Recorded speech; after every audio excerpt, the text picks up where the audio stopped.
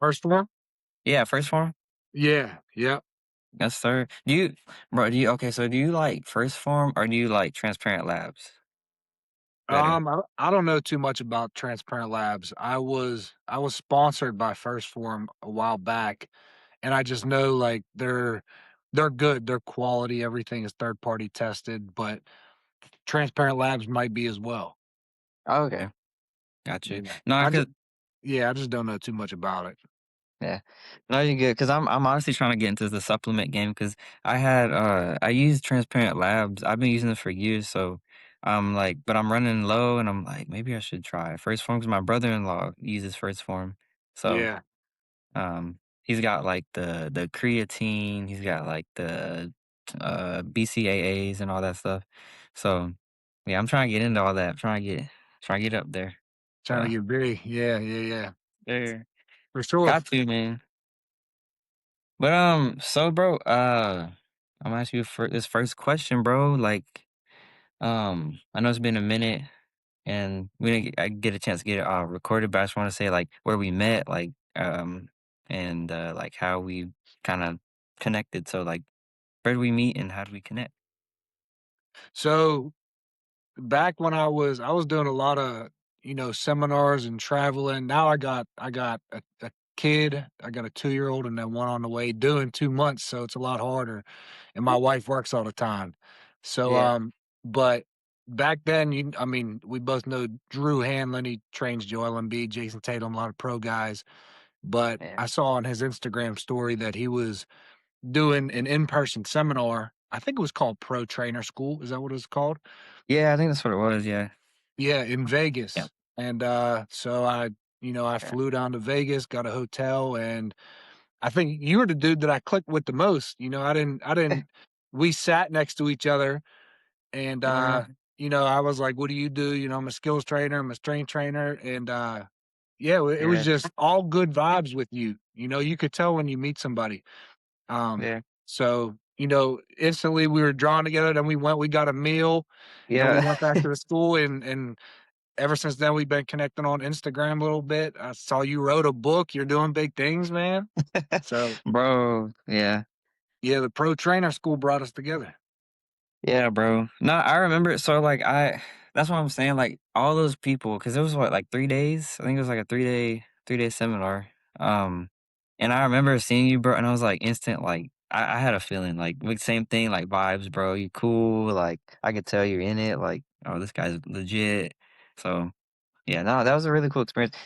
What did you gain from that? Like, did you gain a lot from the pro training school too? Like, did you get a lot of like in depth knowledge and stuff? Or I did. You know what was funny about that is, I'm a big PGF performance guy. Like I watch a lot of his content, and uh-huh. I didn't do my research because I thought that it was like a strength coach get together, which makes Oh, no sense. Makes no sense. And I don't know why I didn't put it together because Drew Hanlon is a skills trainer. But I saw like yeah, he's having all these different guys and a bunch of basketball dudes, some head coaches, yeah, and a bunch of skills trainers and all the top guys. But I really wanted to go yeah, down to see PGF Performance. And I got there and I was like, wow, this is all about skills training, which is not what I do. I do it. I coach a high school team, so I know how to do a yeah, little bit of skills training and I can help you get better. But really, yeah, like weights, plyos, like that's my jam. Um, yeah, but to answer your question, um, I think what I got the most out of it really didn't have to do with basketball or even strength training. It was just how those guys think. Like yeah, yeah, when you're at the top of your game, like you had Anthony Simons trainer. I don't know if you remember him, but yeah, yeah.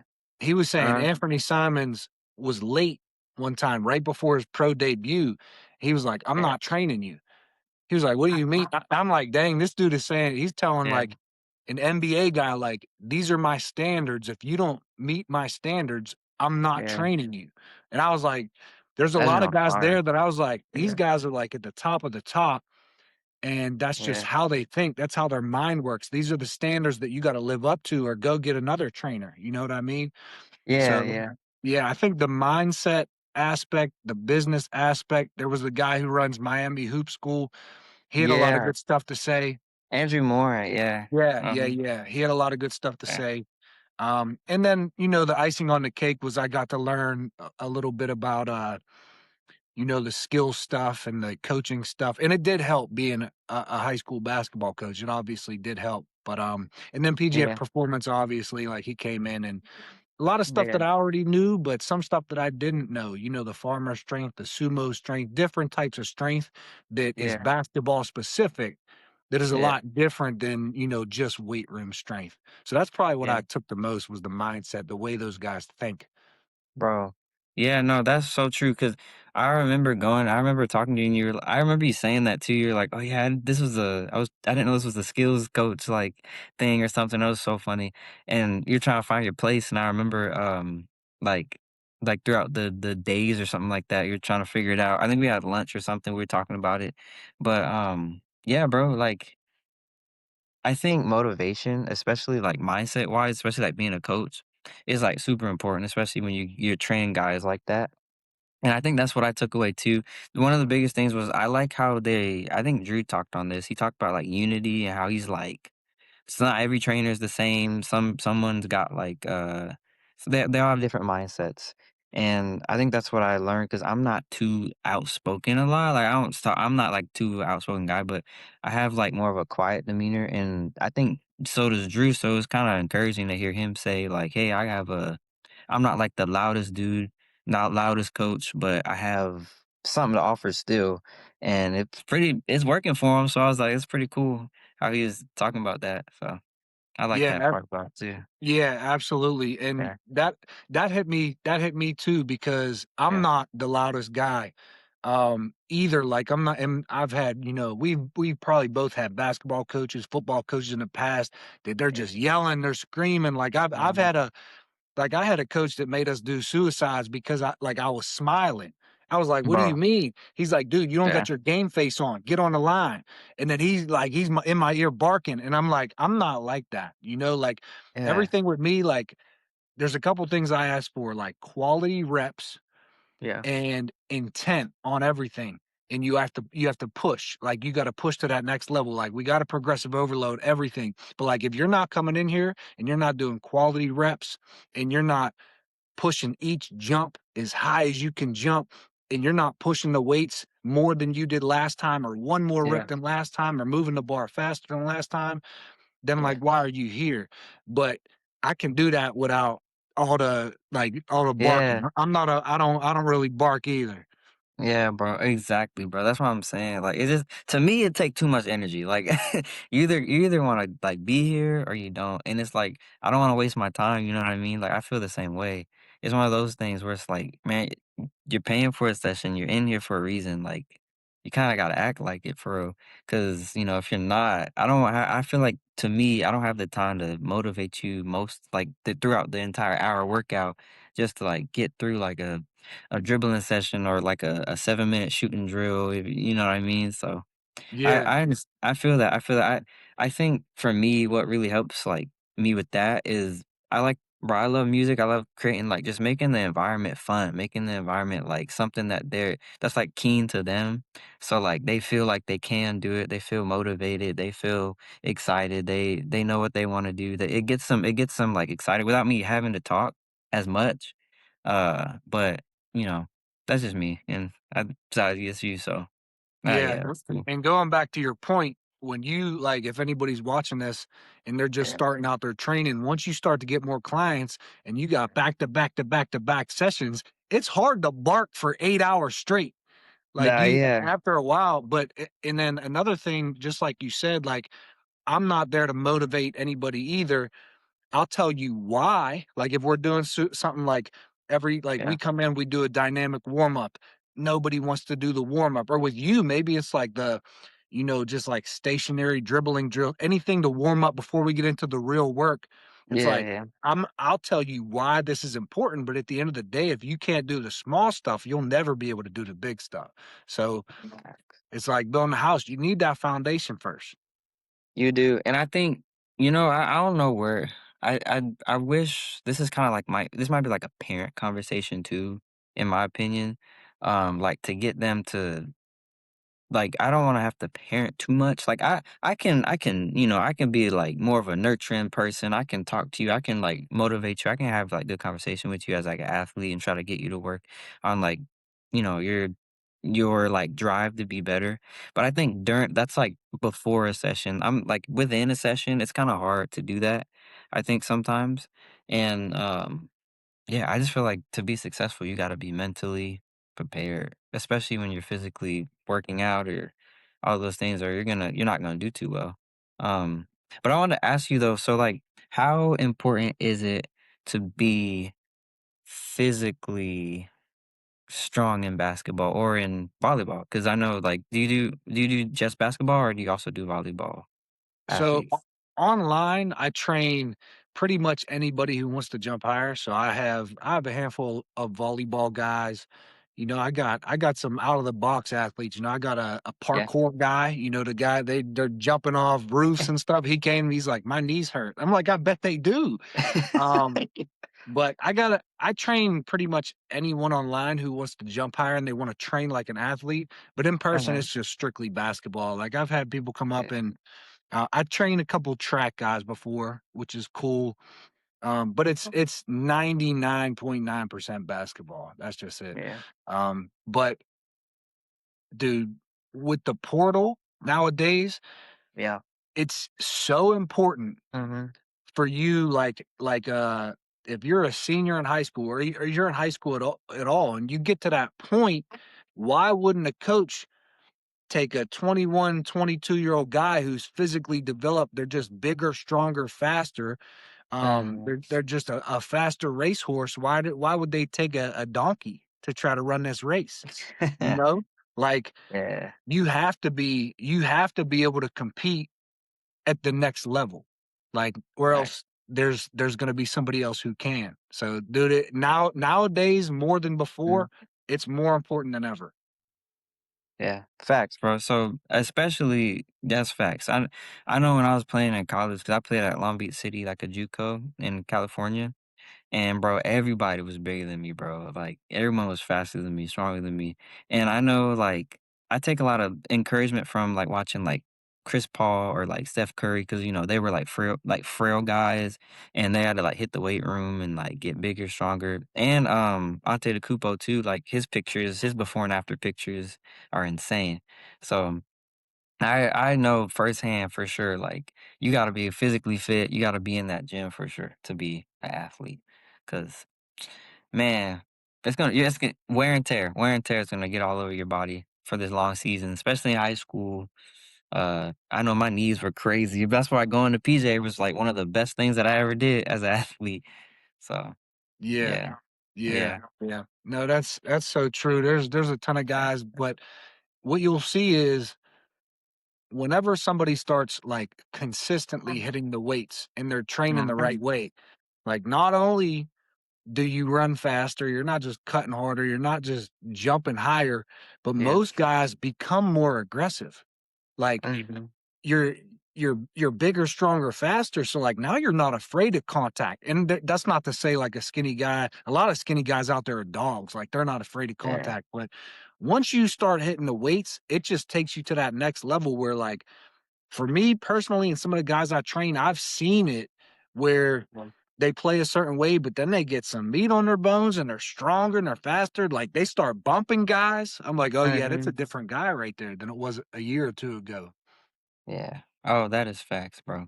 No, seriously. Like I think one of the things too that I didn't realize, I think it's like an underestimated like um not workout regimen, but I mean you probably know more about this than I do, but like your hips, bro. I didn't know too much. Like I didn't realize my hips were that important like playing growing up and going through like the PJ workouts and things when I was playing, I was like, man, I think I had a vertical I think that jump was low. It was like 20 or so. I couldn't even grab the rim. And then it went to like I trained for a year, like those hip focus workouts, and then I was able to like grab the rim. And I was like, dang, where was this at when I was in like middle school, bro? Yeah. Yeah, yeah. A You know lot what of I mean? guys got a lot of guys got weak hips and a lot of guys got tight hips. And that's just Yeah. two like a lot of people don't think about that as a big thing.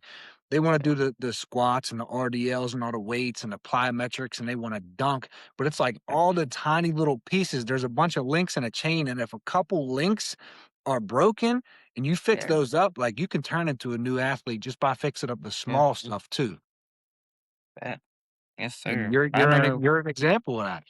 I definitely am, man. Like, especially, I'm telling you, bro. As soon as I did those, and it was like a year. I think I did it for a year straight because I was working on my hips. My knees were kind of bad. I didn't have no knee pain after, like ever. Like even to this day, I was like 8 years ago, or like 5, 8 years ago, something like that. No knee pain at all, just from doing those one workout, like for just Yeah. 1 year. Yeah, Crazy.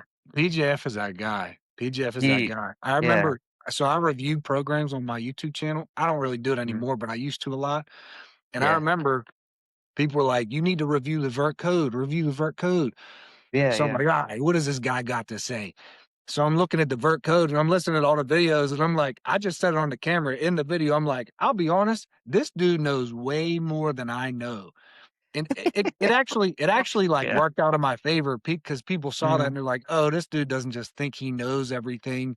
But I Yeah. I looked at PJ and I was like, "Man, I got a lot to learn." It was very humbling looking at his program and everything that he did, and he explained the Yeah. why behind everything, and I'm like, "Man, I got a lot to learn." Yeah, for real. I understand that, especially in, like, skills coaching, bro. No, I get that for sure. There's a lot of little nuances in this game, like, with especially, like, basketball skills coaching and stuff. I'm learning too, like, even now, so Yeah, it's, yeah. That's an important thing though, like, everybody yeah, you have to be willing to learn because nobody knows everything. There's always somebody smarter than you, better than you, more experienced than you. So, instead of hating on them, why not learn? Like, why not just get better? yeah, exactly. That's what I'm saying. That's why I like having these conversations because it's like this. I want this to be a space, bro, where like athletes can come and learn from like everyone that's on here, like you. And like I don't know that much about like strength coaching because I'm a skills coach, so it's like they don't. I can get someone on here that talks about that or like nutrition or like recovery stuff like that because it's important, bro. I didn't have this growing up as like stuff that's like this. Like, intimate where, like, people had, conversations back and forth, but, Right, um, right. yeah.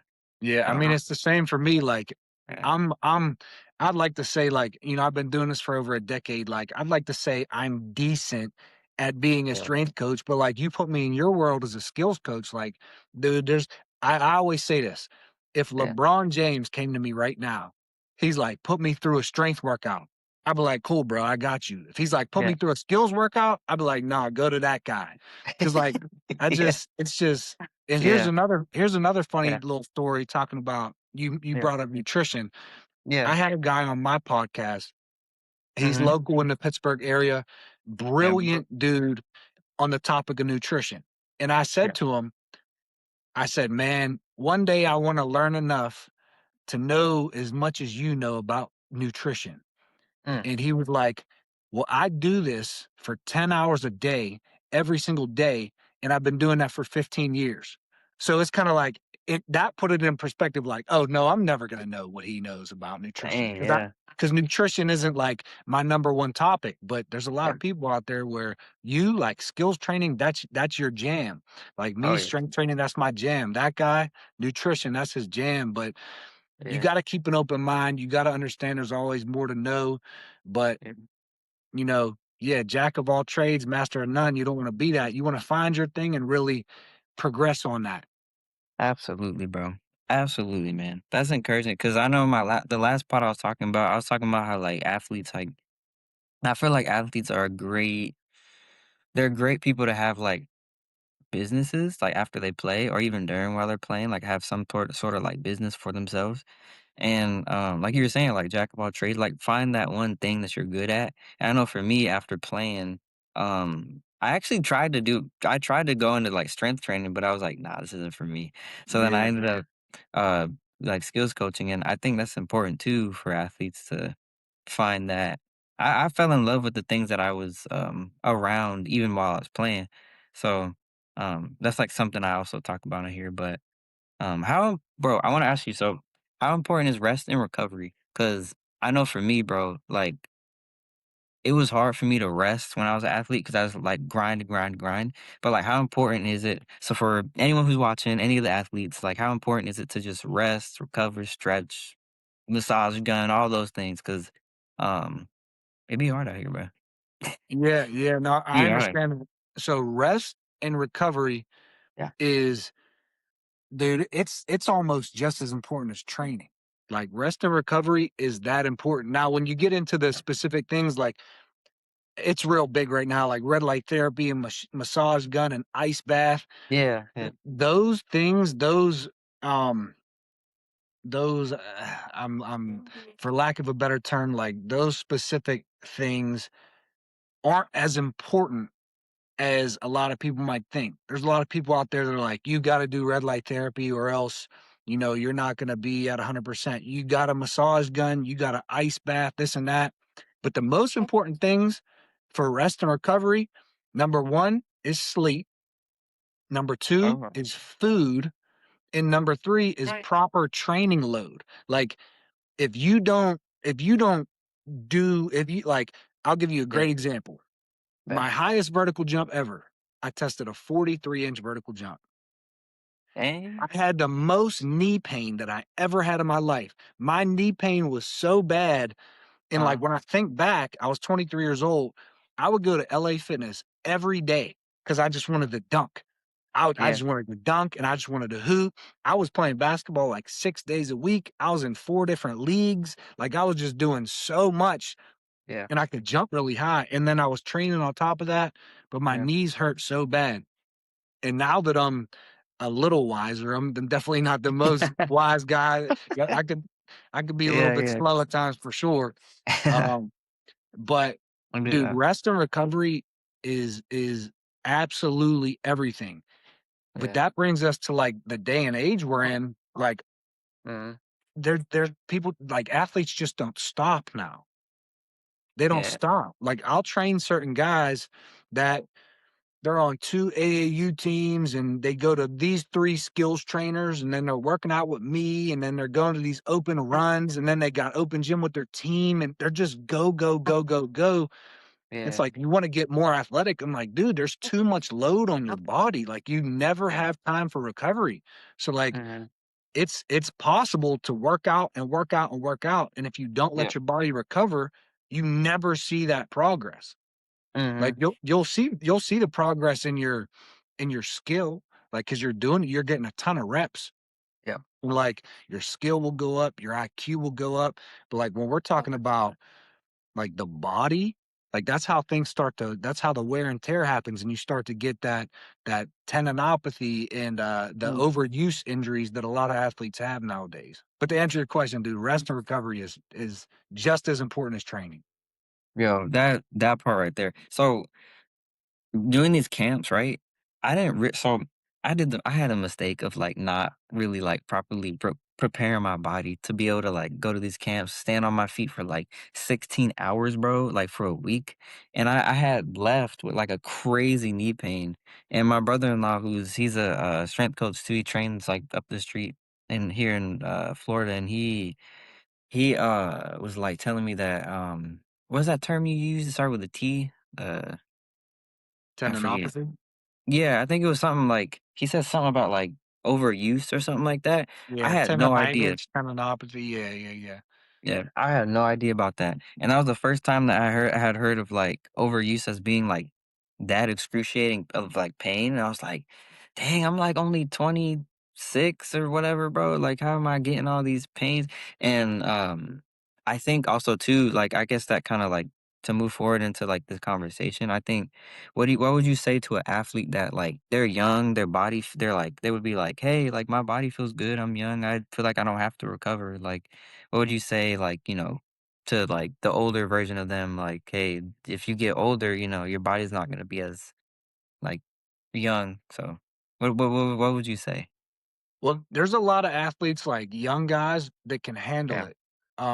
There okay, really is, but I would say if you're not like, if you just wanna hoop and you feel yeah, fine and you don't have these pains, like, more power to you, keep hooping, but yeah, if a guy comes to me, like the athlete I was talking about that I train in mhm, person, He says, "I wanna jump higher, I wanna get bigger, I wanna put on all this muscle, like, I have all these goals."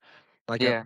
a guy like that, I would say, like, "Well, if we train and your vertical is not increasing, like, you gotta scale back on some of the other stuff." Mm, But if somebody just wants to hoop and they're fine, like, and they're young enough and their bodies, I would say enjoy it while it's here because, yeah. I was once like that too.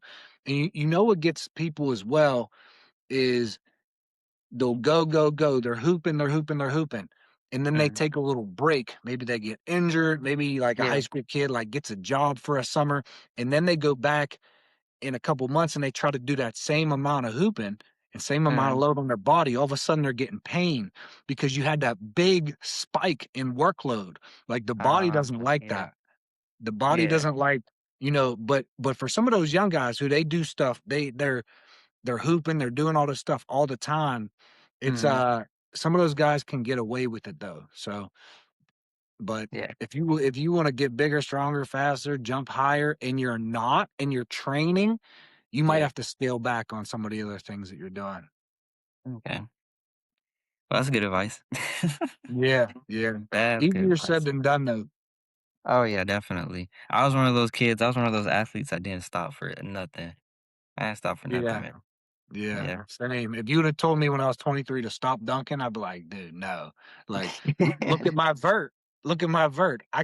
Why Mm, would I stop dunking? Look where it got me. But yeah, at the same time, like, I was in excruciating pain, so I should have did some load management 100%. yeah. No, for sure, bro. Um, yeah, I kinda wanna dive into nutrition real quick too, like, is there any foods that you would recommend, like, for athlete that's, I guess that would benefit them for muscle growth, like anything for muscle growth, anything for like the what is that like the quick twitch? Isn't that what you guys call it? Like the quick twitch muscles to kind of get you to Fast yeah move twitch, better. yeah. Yeah, yeah, fast twitch. Yeah, I don't even know what it's called. Like Yeah, yeah. So yeah, for fast twitch, you need carbohydrates. Like, that's okay, why, like, if certain people, if they do, like, and people get mad when I say this, but, like, it's just the truth. If you do, like, the keto diet and a lot of young guys aren't doing this type of stuff, but, like, the keto or carnivore, anything where you low carb, anything where you cut out carbs, like, mm, carbohydrates are fast twitch fuel. Like, you mm, need carbohydrates in order to have maximum power output. So when it comes to fast twitch, like that's all carbs. When it okay, comes to building muscle, like protein is obviously going to help. Um, yeah, I like to say, and I'm not the best guy on nutrition. I know, the yeah, guy I was talking about earlier, like there's yeah, certain experts in the field that would know more than I do, but I know the basics, like point yeah, 0.8 to 1 gram of protein per pound of body weight. But for a lot of these basketball players, like you need an excess amount of calories. Like you're mm, doing so much movement and so much running around, and your metabolism, like your body's like a furnace. Like anything you put in your mouth, like it's just burning it off. yeah, Like you need to eat higher calorie foods. So like yeah, it's really hard to get a ton of calories when you're eating, chicken and rice and broccoli. Like yeah, if you're a bodybuilder, like yeah, like get lean, get shredded up. But for like athletes, some of them they need higher calorie foods just because they're burning so many calories. And to put weight on to build muscle, like you need yeah. an excess amount of calories. Well, that's good. Hopefully somebody's listening so they can start eating better. Cause man, I know for me, bro, like I ate well, but I have like my Twix bars. They used to tell me eat your Twix bars before a game. It'll give you energy.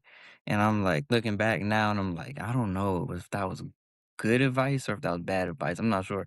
But um I just know that I was eating my fruits and vegetables before I was practicing, all of a sudden I had a whole bunch of energy. I wasn't crashing like after practice. I was able to like get my work done. Like for student athletes, like I feel like for me when I was eating better, especially when I was playing, like after I would eat better after practice, I wouldn't crash. Like I would be able to like get my schoolwork done. I'd be able to go back to like the dorm or whatever and just kind of like not like just sit there and like but like be in pain because I'm like I worked out the entire day.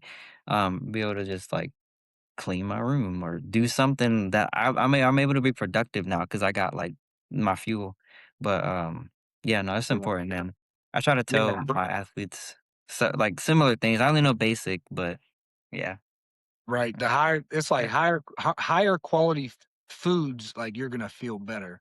yeah, yeah. Um, but Like, yeah, yeah, what kids like I think back to what I eat and I see what my kids eat like on my high school team. Like uh the huh, one time we had a fall league game yeah, and like I'm saying like I'm looking for this kid. I'm like, where's he at? Where's he at?